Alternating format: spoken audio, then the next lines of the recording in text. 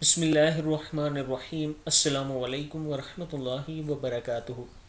आबिदराज channel की तरफ से आज मैं अपने दोस्तों को रसूलुल्लाह सल्लल्लाहु अलैहि वसल्लम का एक बहुत ही प्यारा फरमान सुनाऊंगा।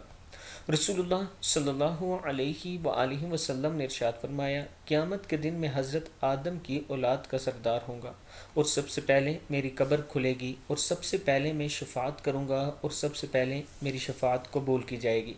सही मुस्लिम की हदीस है। हमें अल्लाह ताला से दुआ करनी चाहिए कि हम सबको भी आप सल्लल्लाहु अलैहि वसल्लम की शफाअत नसीब हो, और अल्लाह ताला से ये भी दुआ करनी चाहिए कि अल्लाह ताला हमें रसूलुल्लाह सल्लल्लाहु अलैहि वसल्लम के फरमान के मुताबिक ज़िंदगी गुजारने की तौफीक और हिम्मत दे।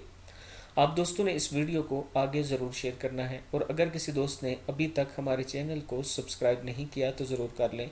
अस्सलामु अलैकुम वरहमतुल्लाहि वबरकातुहू।